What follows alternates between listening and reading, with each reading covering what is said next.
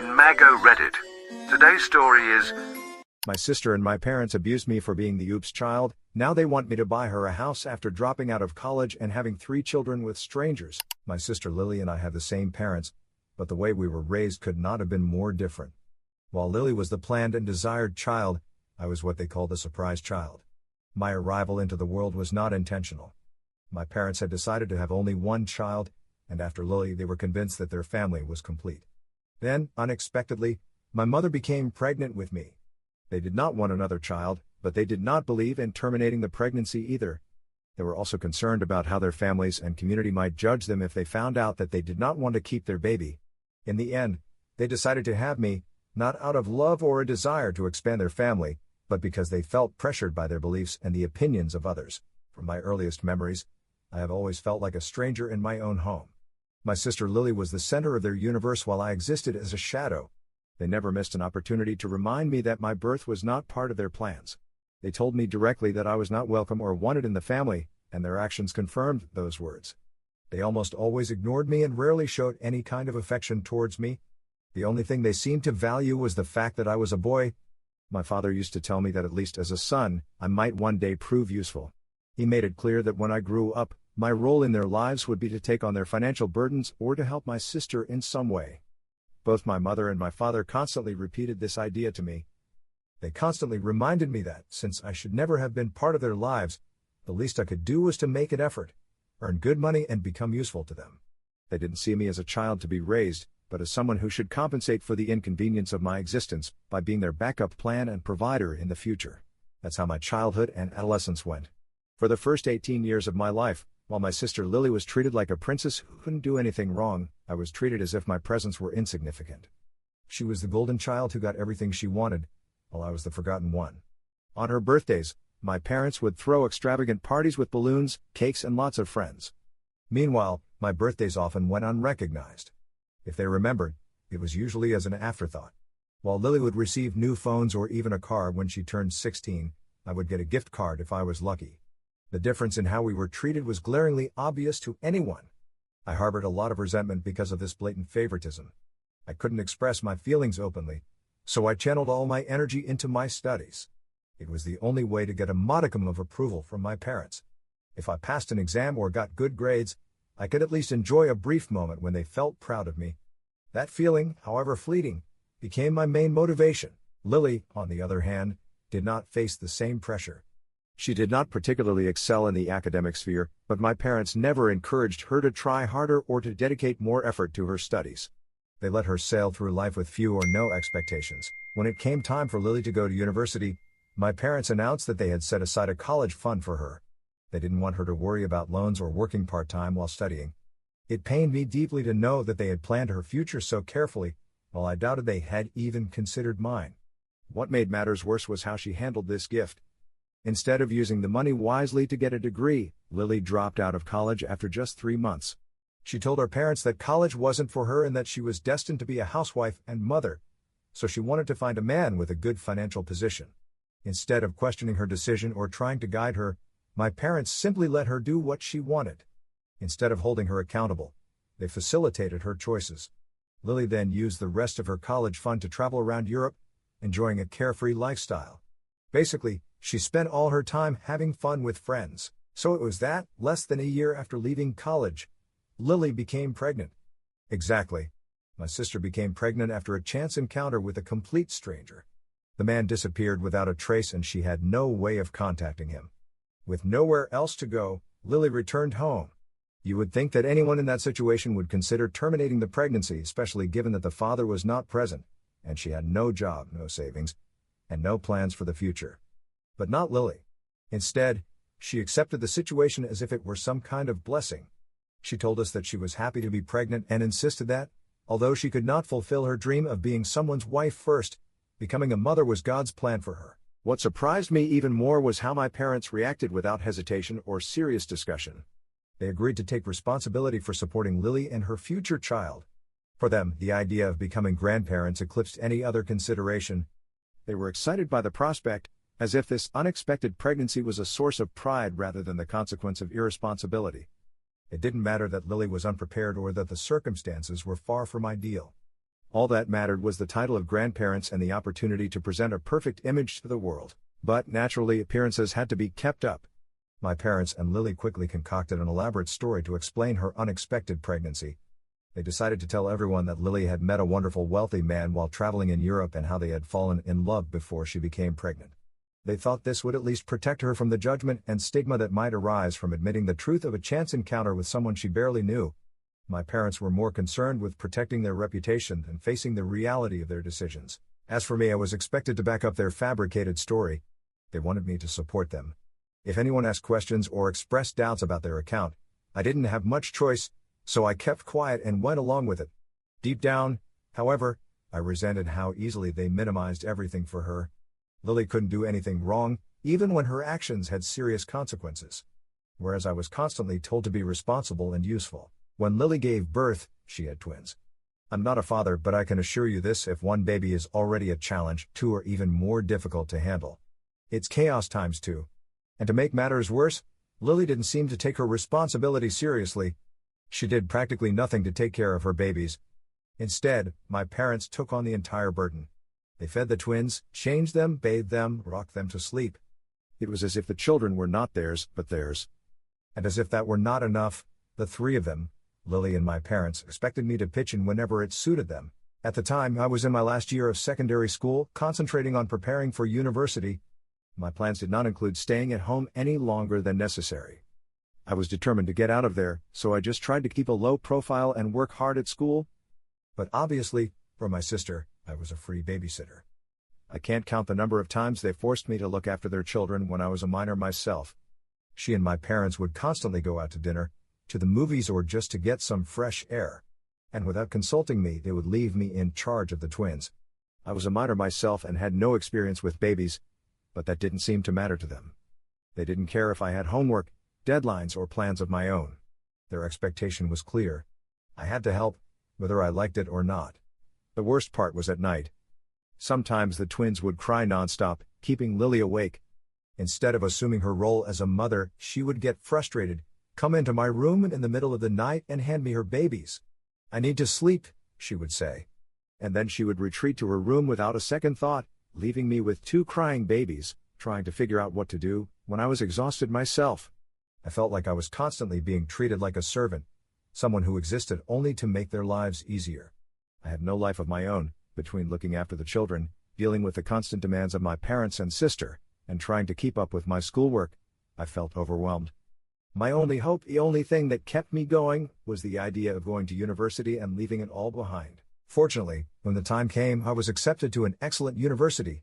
It felt like a light at the end of a very dark tunnel.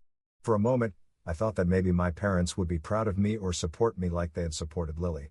I even dared to hope that they had set aside some kind of college fund for me, just as they had for her, but of course they hadn't. When I asked them about it, their response broke me. My parents clearly told me that I was on my own. They explained that they had never planned or saved for my university education because, according to them, I was never meant to be part of their lives in the first place. My father added that their savings had almost been depleted by taking care of Lily and their children, so there was nothing left for me. Once again, I was reminded that I wasn't a priority, that I was never seen as part of their plans. While they had done everything they could to support Lily, I was left to fend for myself. What hurt even more was my mother's reaction. Instead of encouraging me to continue with my education, she directly tried to convince me to drop out just as Lily had. She told me I should be realistic and find a local job so I could start contributing to household expenses and bills. She made it clear that she and my father didn't want me to move out and go to university. What they really wanted was for me to stay at home and basically become their assistant for the rest of my life, but I wasn't going to let that happen. I had spent years feeling trapped and invisible, and this was my only chance to break free. So I found a way to make it work on my own. I applied for loans, sorted out the financial details, and prepared to go to university without any support from them. When I told my family that I was leaving, they reacted with fury. My parents acted as if I was betraying them, abandoning them after everything they had supposedly done for me. Lily's reaction was even worse. She was outraged that I wouldn't be staying to help her with her children. In her mind, I was supposed to step in and be a father figure to her twins. As if that was somehow my responsibility, she tried to make me feel guilty by saying that her children needed me and that I was being selfish by leaving. It was absurd. At one point she even went so far as to try to damage my belongings just before my departure. She called it punishment for abandoning her and the children. Fortunately, I managed to stop her and get my things back. Despite the chaos and drama, I managed to leave that house for good. University was extremely difficult, balancing a full course load and part-time jobs. Managing my loans was exhausting. There were times when I felt overwhelmed and questioned whether it was all worth it. But I kept going. My hard work finally paid off. This year I got a great job, one that allows me to support myself and live independently in a small apartment in the city. It's not fancy, but it's mine. And for the first time in my life, I feel free. For the last 4 years, my family has barely contacted me unless they needed something from me. And whenever they did, I invariably refused to comply with their demands.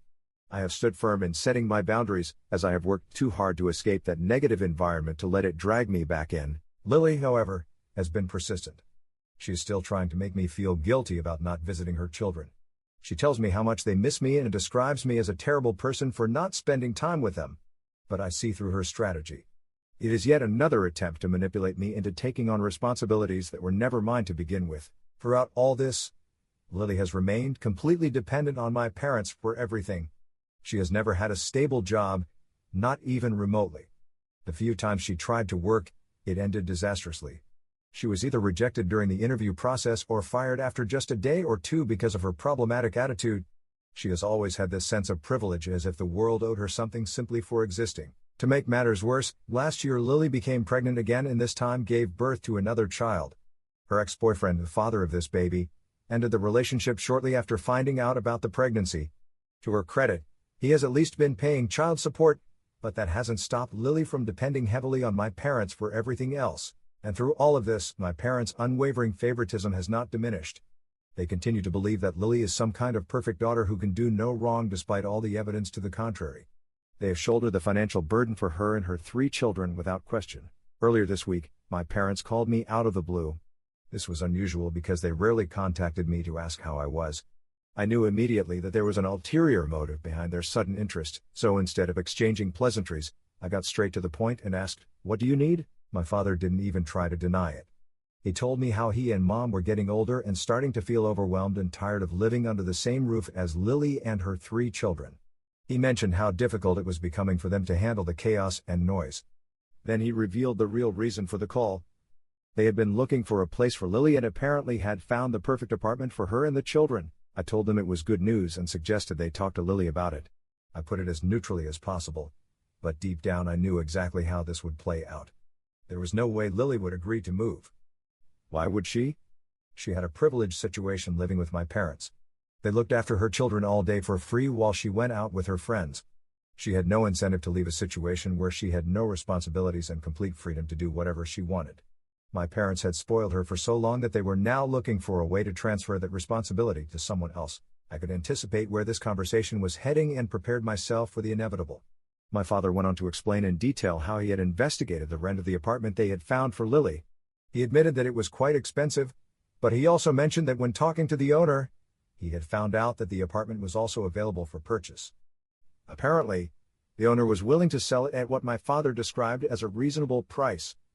It was then that he told me directly that he needed me to buy this apartment for my sister and her children. I was stunned. For a moment I thought I must have misheard him. Buy a house for Lily? In this economy? I don't even own a home. I live in a rented apartment and am still establishing my financial stability. But I was expected to take on the enormous responsibility of buying a house for my sister, who has done nothing to stand on her own 2 feet. I couldn't help but laugh at the absurdity of the suggestion. No, I said firmly. My father began to argue that Lily could never pay rent on her own since she doesn't have a job. He explained how he and Mom would have no choice but to cover her rent themselves if she moved into that apartment. He then explained how they simply couldn't afford to do that because their retirement fund was almost depleted and they didn't have much left. I listened to his reasoning, but my stance did not change. That's not really my problem, I replied frankly. My father insisted. He began to plead, trying to appeal to my sense of guilt and responsibility. He told me that I should think of it as an exceptional favor for Lily, someone who has suffered so much as a single mother. He added that his children deserved a good future and that I had the means to help make that happen. But his words did not move me. I knew it was best not to let myself be drawn into his endless cycle of spoiling Lily. I had worked too hard to build a life for myself, and I was not going to sacrifice it all for someone who had done nothing to help herself. No, I repeated without hesitation. My father sighed, clearly frustrated with me, but he wasn't going to give in. I had spent my whole life being treated as insignificant while Lily was easily given everything. I wasn't going to be the one to solve the problem they had created by spoiling her all these years. It was then that my mother intervened to say how, as Lily's brother, I should take some responsibility. And how she and Dad had looked after her for so long without complaining. I took a deep breath to calm down before answering. First of all, I said, you chose to look after Lily. That was your decision, and you accepted it because you wanted to, not because you had to. But that doesn't mean I'm obliged to do the same. Lily isn't my daughter, she's not my responsibility. My mother was silent for a moment, but my father quickly took over, trying a different approach. Your mother and I have sacrificed so much for you, he said, his voice laden with exasperation. You wouldn't be where you are today in your career if it weren't for us. This made me laugh out loud. I couldn't help it. The sheer irony of his statement was almost too much to take in. Sacrifice? I asked, laughing. Do you really think you sacrificed for me? That's hilarious. Thanks for the laugh, Dad. All you deserve for your non-existent sacrifices is a parenting manual. That was the last straw. My parents were furious. My father's voice rose. He called me selfish and unreasonable. My mother intervened, repeating his words and expressing how disappointed they were in me. They tried once again to urge me to reconsider my decision for the sake of Lily and her children, naturally. But I didn't give in. I had heard this speech too many times before. I remained firm in my refusal. And the call ended with my parents practically begging me to reconsider. Since that day, my parents have been relentless. They have chosen to call me every single day without fail, hoping to wear me down. It's almost ridiculous how predictable they are. Calls, sighs, and pleas in the hope that I will eventually give in. But their constant harassment only strengthens my resolve. Am I the problem in this situation? Update 1. As if the pressure from my parents wasn't enough. Now I have a new headache to deal with, relatives. Relatives who, it should be noted, have never bothered to ask about me or even to acknowledge my existence in all these years, are suddenly appearing out of nowhere. They started calling me unexpectedly and not to offer support or ask for my side of the story. No. They are calling to scold me for being an uncooperative son. Apparently, my parents have been going around to all the families spreading their distorted version. They've been telling everyone that they raised an insensitive son who refuses to help his family in times of need. I don't even know how they have the nerve to do something like this after everything they have done, or more precisely, not done for me over the years. It is completely outrageous that these so-called relatives, people who showed no interest before, suddenly think they have the right to have an opinion about my life or this situation. Where were they when I was struggling to get through university on my own? Where were they when I was drowning in student loans or working 2 part-time jobs to make ends meet? But now, because my parents have invented some sad story to present themselves as victims, these relatives think they can make me feel guilty so that I give in. And as if that wasn't enough, my sister has decided to join in this pity campaign. She has taken a page straight out of my parents' handbook and has been hounding me relentlessly. I have stopped answering her calls altogether because I know it's not worth the stress, but that hasn't stopped her. She has been leaving me message after message, each one more aggressive than the last. In these messages, she has called me every name in the book: selfish, heartless, ungrateful, you name it. She is trying to make me feel guilty by saying that, as the man of the family, it is my responsibility to put my feelings aside and step up for her.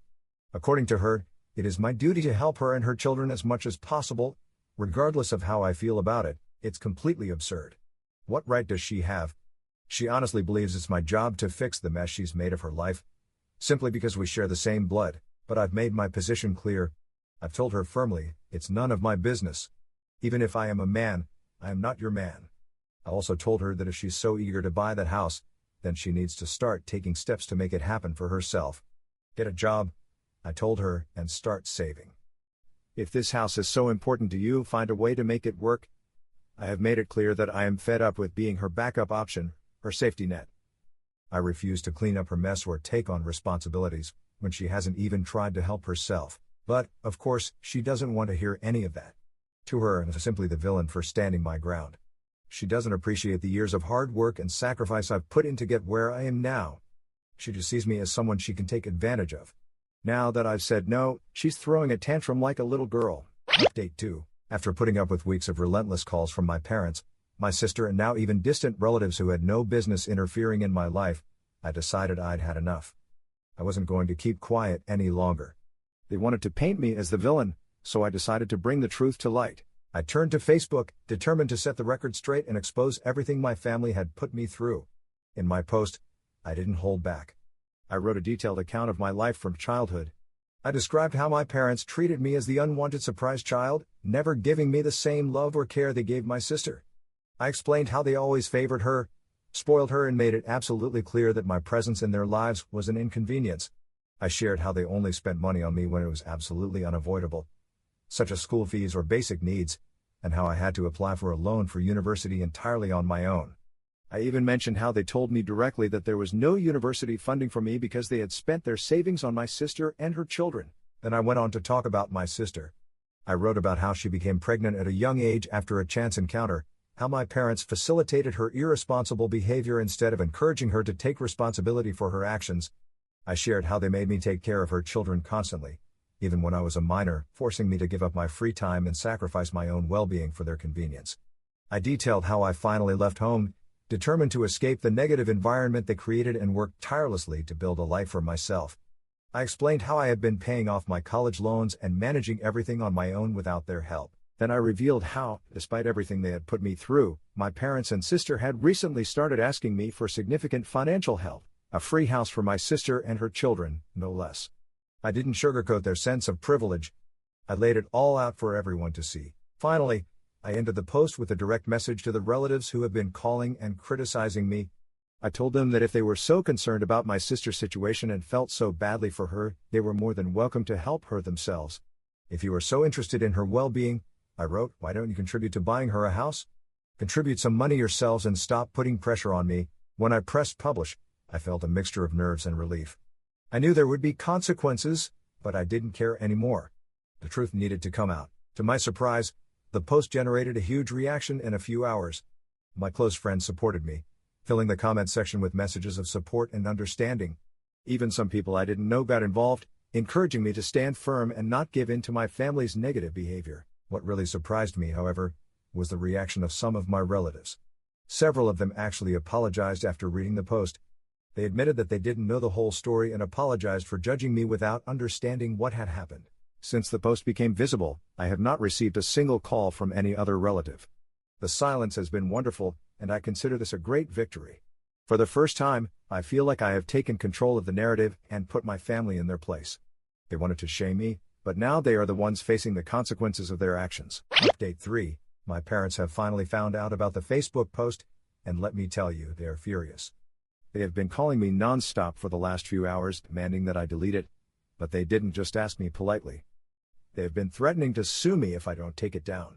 I told them they're welcome to try to sue me because everything I wrote in that post is true. Not a single thing I said was a lie, and I stand by every word.